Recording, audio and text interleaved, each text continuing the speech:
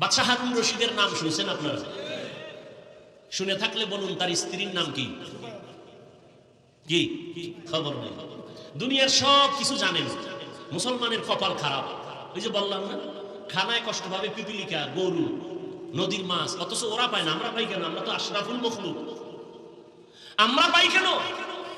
আমরা আল্লাহর দেওয়া বাতাস নেই কিন্তু শুকর আদায় করি না, বরং গাদ্দারি করি। আল্লাহর দেয়া সূর্যের আলো নেই কিন্তু আল্লাহর শুকর আদায় করি না, তাকে চিনার চেষ্টাও করি না। আল্লাহর দেয়া পানি পান করে কলিজা ঠান্ডা করি কিন্তু সে আল্লাহকে চিনি না। আল্লাহর দেয়া রাতের আধারে ঘুম, আরামে ঘুমাই, স্বাস্থ্য ঠিক করি কিন্তু সে আল্লাহকে চিনি না। কার দেওয়া রাতের আধার আমি নিলাম, কার দেয়া বাতাস নিচ্ছি, কার দেয়া সূর্যের আলো নিতেছি, এর স্রষ্টাকে তাকে চিনি না। আল্লাহ হেদায়েত দান করুন। আল্লাহ আসেন রিজিক দেওয়ার জন্য। কি প্রয়োজন তোমার? বাদশা হারুন রশিদের স্ত্রীর নাম জুবায়দা খাতুন। জুবায়দা কোরআনে হাফেজা। তার কাজের লোক ছিল 100 নারী, সবাই হাফেজা। 24 ঘন্টার প্রতিটি সেকেন্ড জুবায়দার ঘরে শুধু তেলাওয়াত, কোরআনের তেলাওয়াতের আওয়াজ। 1 সেকেন্ড টাইমও বাদ নাই। বলে কেমনে? ওই যে 100 মহিলা হাফেজা শিডিউল করে দিছে, টাইম ভাগ করে, তুমি আধা ঘন্টা তেলাওয়াত করো, তুমি 10 মিনিট করো, তারপরে তুমি তেলাওয়াত করে কাজে যাও। কাজও চলতেছে, তেলাওয়াতও চলতেছে। বাদশা হারুন রশিদ তিনি শুধু রাষ্ট্রনায়ক, একজন রাজনীতিবিদ, রাষ্ট্রের পরিচালক না, তিনি জগৎ বিখ্যাত একজন আল্লাহর ওয়ালি। বাদশা হারুন রশিদ ওজিরকে নিয়ে যাচ্ছে কোথাও, রাস্তায় হঠাৎ এক বৃদ্ধ লোকের সাথে মোলাকাত। দেখে বৃদ্ধ লোক প্রচন্ড রোদের তাপের মধ্যে রাস্তার পাশে একটা ফলের গাছ রোপণ করতেছে, ঘাম। বাদশা হারুন রশিদ বলে, এই বুড়া, তুমি এই রোদের তাপে এত কষ্ট করে কি করো? কয় ফলের গাছ রোপণ করি। বলে এত কষ্ট করে? তোমার বয়স কত? বলে জানি না, মরার কাছাকাছি।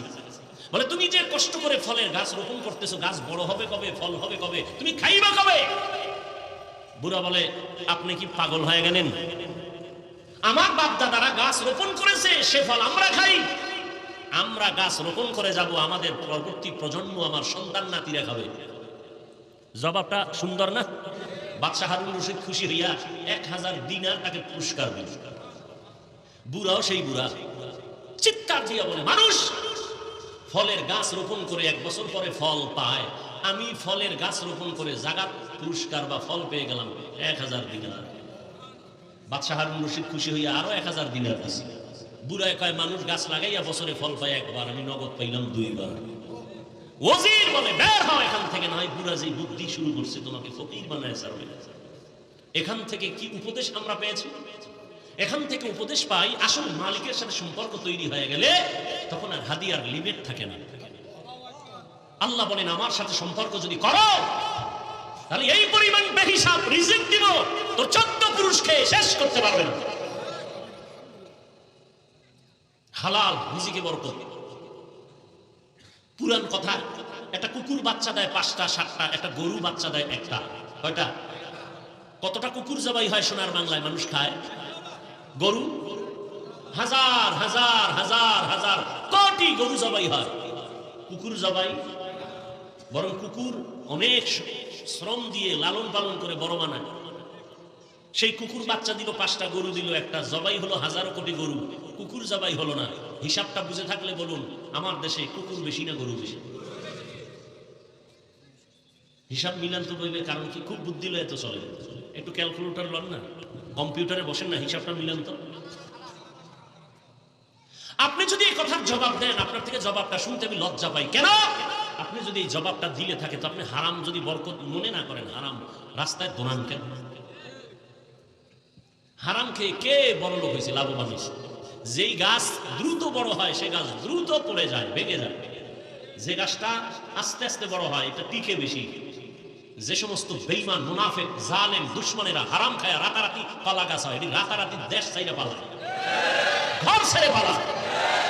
যারা ঠিক করো, তোমরা গাড়িও রেডি করো, ভোটের আগে টাকা খাবা না, হারাম খাবা না, লোন খাবা না, তোমরাও গাড়ি রেডি করো, তোমাকেও পালিয়ে যেতে হবে, না হয় জুতার মালা গলায় পড়তে হবে। টের পাইবা কত ধানে কত চাল, টেন্ডারবাজি, চাঁদাবাজি আর ধান্দাবাজি সময় এ জাতি আর গ্রহণ করবে না। সোজা হয়ে যাও, গাঠটি রেডি রাখো। জনগণের দা জোর কইরা ছুরি ঠেকাইয়া দোকানে আঘাত করে জবাই করে চুরি করে ডাকাতি করে খাও, তোর বাপে কিছু দেয় নাই ফকিন্নি? জনগণের তা জোর করে খাওয়ার অধিকার তোকে কে দিয়েছে? গরিবের হক মেরে যারা খায় ওরা জালেম। জালেমের বিচার হবে জমিনে মরার আগে। রাসূলের হাদিস, জালেমের বিচার মরার পরে না আগে? যারা জুলুম করো রেডি থাকো, বিচার মরার আগেই হবে। রাসূলের সহিহ হাদিস। আল্লাহ জুলুম থেকে আমাদের দেশ ও জাতিকে হেফাজত করেন।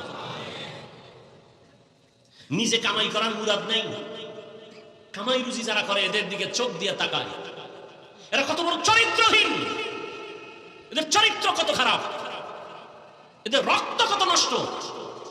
নিজে কামাই করতে পারে না, অন্যের পরিশ্রমের কামাই করা টাকা মেরে দেয়। গরিবের বেতন ঠিক মতো দেয় না, কর্মচারীর বেতন ঠিক মতো দেয় না, আর বলে আমরা গরিব।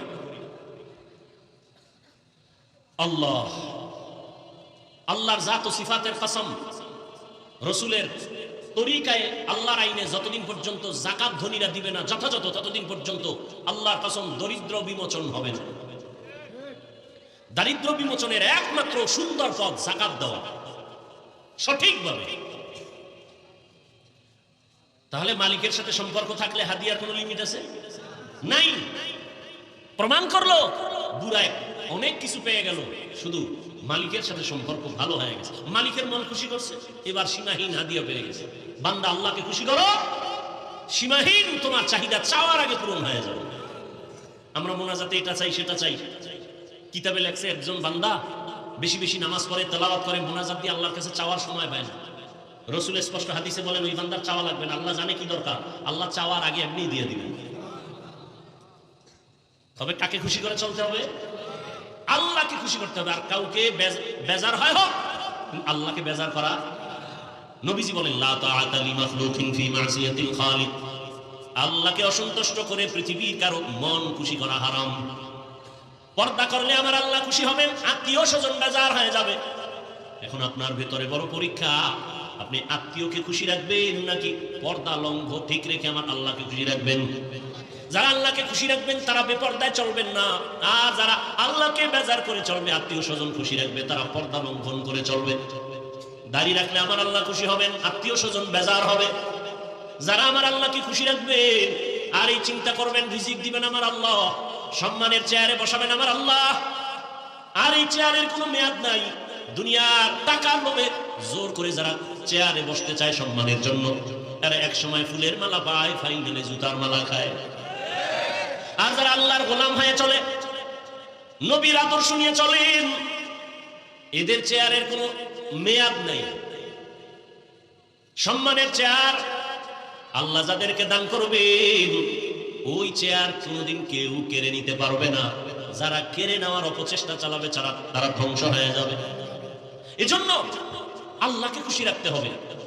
আল্লাহকে খুশি রাখার জন্য টুপি পরেছি, আল্লাহকে খুশি রাখার জন্য দাড়ি রেখেছি, আল্লাহকে খুশি রাখার জন্য 5 বেলার নামাজ আদায় করি, আমার আল্লাহকে খুশি রাখার জন্য পর্দা রক্ষা করে চলি। সব সময় সব জায়গায় কথাটা বলি,